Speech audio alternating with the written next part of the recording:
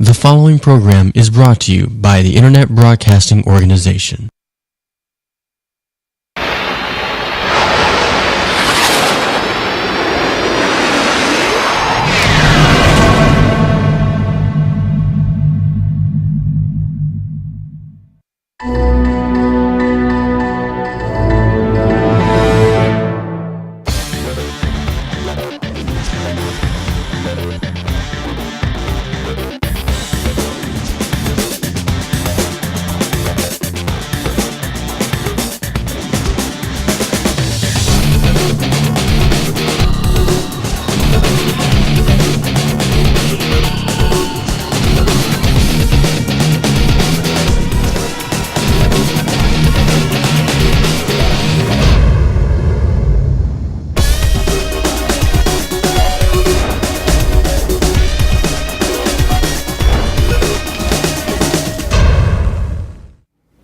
Hey, and good afternoon, and welcome to another edition of the Al Young Show. Today I'm doing it on my own. Both of my co-hosts, Denise and Carl, are not here today. So we're going to make it a kind of a short session, and I just wanted to briefly bring a lot of people up to date on a few little things that are going on. And one of the main things is that now, if you all notice, our governor, Rick Scott, has finally started really looking out. Not when I say finally, I mean things are happening for veterans. And that's the one good thing, because now all of the people, all the legislators, everyone else, after Bill Young, now they're all trying to at least look out for us. Before, it was such a thing where we were left behind. We were kind of like those stragglers. And today, I don't know why, but there seems to be a resurgence in patriotism, and veterans and people in the service right now are, for a change, we're getting the respect we deserve. And I just think it's a great thing because people realize who is and who it was who was doing things for this country all along. And it's basically our military. Now, listen. We have our, first responders like police and the fire department and all our ambulatory services. But the main thing today is we know that across this country, it's the veterans. It's the active duty military people. Veterans once did it, and now the torch is being carried by the active duty folks. And, it's sort of like if you stay in the military and you retire out, then you know you've given your country lifelong service. The other thing is people also like to feel that if they've only gone in and stayed for a couple of years, that, my service isn't as important as the next guy's. Any of us who put on a uniform to serve this country, our service is just as important as the guy who may have stayed 30 or 40 years. Because it takes everybody to make this country what it is today. And as far as the military is concerned, don't worry about the job you did or anything else, because you deserve all the benefits, all the glory when it comes down to it, as the guy, like I said, or female, whoever stayed for over 20 years. A lot of us just get to the point where we feel that we don't deserve the same, or we're not on the same level with them. It's like anything. Some people like something a little bit better than others do. And if the military was not something that you wanted to stay in all your life, well, listen, you still serve. And once you put on a uniform, you have shown to your country and to all the rest of us that, hey, I want to do something. I want to make a difference. So anytime you think about the military, or you think about if you need benefits or anything else, don't say, well, I didn't really stay long enough to deserve that. Once you put on that uniform and you became a part of the military, then you deserve everything that you get. And so I don't think our mindset should be that I didn't do it as long as someone else did. military is military is military, because we take our orders, and wherever they may send us or whatever they may ask us to do, or basically tell us what to do, we're going to do it. Okay, that's the responsibility of being in the military. It's like working at anybody else's job, only you march to a different tune. That's basically what it comes down to. We know what we have to do, and we do it, and we gladly do it. There are so many people out there who've given their lives because of what they believe in. And if they believe in what they're doing is fundamentally for the best, we're going to do it. I mean, I didn't question things, and a lot of other people didn't question them. So, our way of life and the way we are, we continue to march, and this country just gets better and better and better. There were times when I guess maybe I may have thought, oh God, things could be better. But you know what? They are. They've gotten a lot better, and they continue to evolve into the country that we have now. When guys came back from the service during the Vietnam era, of course, there wasn't a whole lot of respect. Today, you can walk down the street, and if someone knows that you're in the military, you can just about count on the fact that they're going to greet you. And I think that's so much better than it used to be. People can start holding their heads up and really feeling good about what they do. And every time I look around now, I'm seeing that little bit of respect. Now, of course, when the government runs into trouble, unfortunately, they start cutting from the military.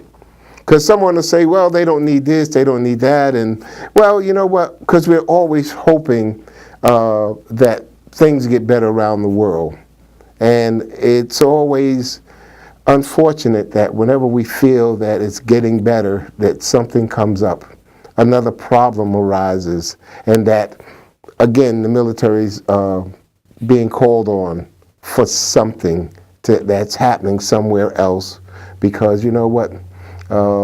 Regardless of what anyone says, and the thing that you got to look at is, I'd rather it not be here, because if it was here, can you imagine how we'd be feeling about a lot of things? We wouldn't see all the horrors of war and everything else on TV like we do. We'd feel it. We'd be a part of it. And even those things that do happen to us, it affects us profoundly. So I'm kind of glad that for whatever you may look at or you say, we don't have the wars and all the conflict here on our own soil. Now, it's one thing to say, well, we've got to always be vigilant, but it's another thing to say every time you look around, half your country's going off to fight because someone's trying to invade you or what have you. It's better to at least be someone who can help others than for them to have to come and help us. And I look at that and I say, it's finally about time that we do get the respect that we deserve.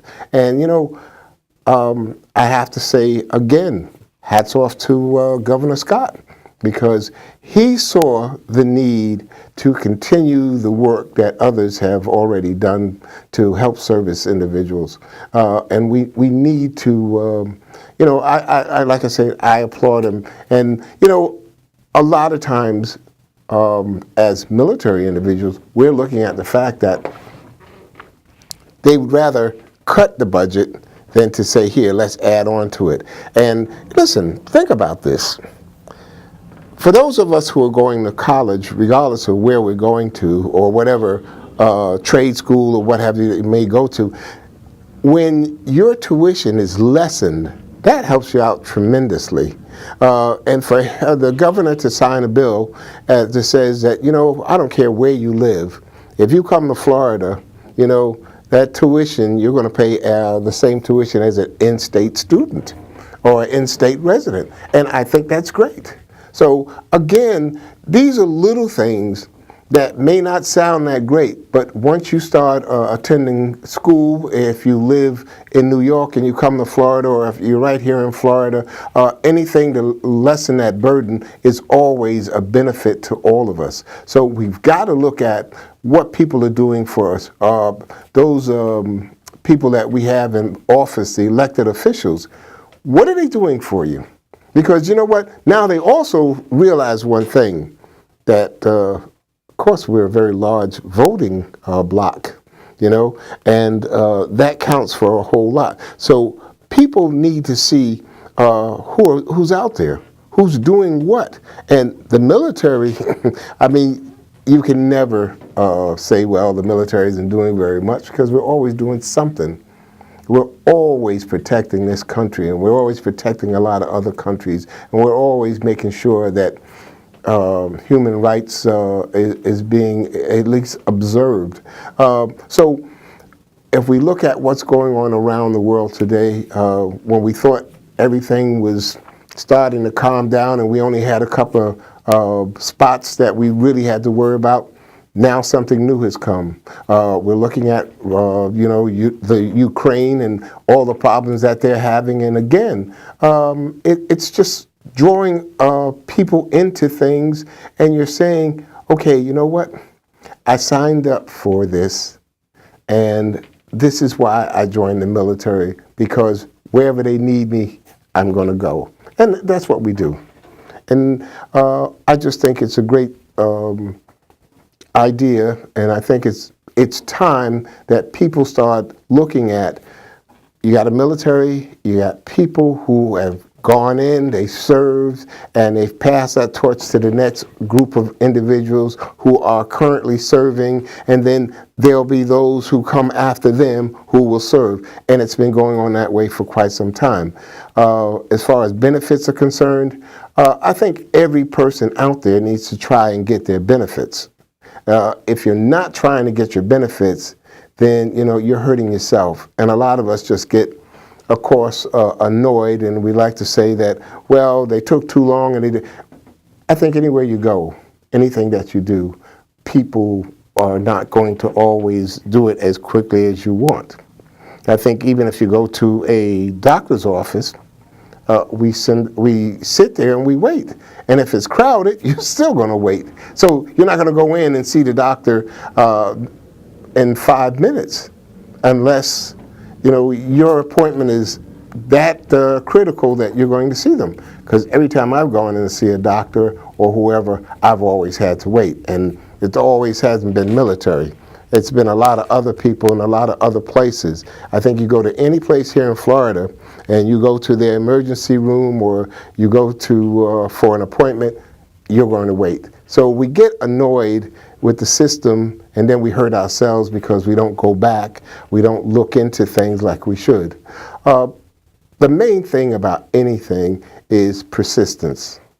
It's going to get you the things that you need in the long run. You always want to be persistent. You need to file, you need to go see people, you need to keep up with the appointments that you have, because in the long run, it's to your benefit. And if you always feel that I can't be bothered, then you hurt yourself. So I just wanted to say a few words today to let you know that our state, our government, our VA, the VA here in Tampa, St. Petersburg, we've got them in Lakeland. Listen, the one thing I think I should really tell you about is the next time you get a chance, if you haven't been to the James A. Haley VA for a long time, go there and see what they're doing. The parking is still kind of crazy, but you got to see the facility. I mean, there's so many people. When you have a lot of people going to one place, then of course it's always difficult to find parking. They got valet parking. They have a lot of things there. And then they just opened the new spinal cord building, and it's really the trauma center, and you've got to go there. That is state of the art. When you go and visit the building, you'll realize that this is what it's all about. Veterans will get the best care. And listen, we're not talking about Florida being rated way down the line. When you go to James A. Haley, you're going to state of the art, and plus you're going to a trauma center that's got everything, and it's rated very highly. So we need to look at all the things that is available to us, and let's take advantage of it, because again, if you don't attempt or you don't even think about doing anything, you're losing out. Yes, we served, but there are benefits for serving. And these benefits are the benefits that you get as a veteran. And listen, you need to look into everything.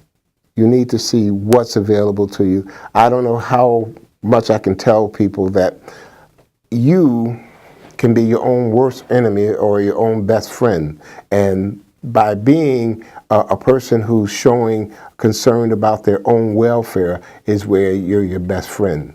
When you just turn your back on all care, then you're your worst enemy. And you don't want to be your worst enemy. If you need help, it's out there. There are a lot of organizations, and those organizations will help you. If you ever even just look at the news, there's so many organizations that helping veterans and helping the military. And you know what? It's not like you're alone. You're alone if you want to be. There are so many people out there who are willing to help you. Now, you have to make that first step. You don't make that first step, nothing's going to happen. It's up to you to what you do as far as your health is concerned. Well, anyway, we just wanted to say a few words about what's going on, and then next week we'll have our full show back. And meantime, take it easy, and I'll see you next week. I love my daddy. My name is Cody White, and I'm a disabled American veteran. I joined the United States Army in 2002, and I served in Operation Iraqi Freedom from November of 2003 until November of 2004. I was diagnosed formally with post-traumatic stress disorder with generalized anxiety disorder. Kiowa helicopter was shot down in the middle of the city. Every day literally felt like a constant struggle to stay alive.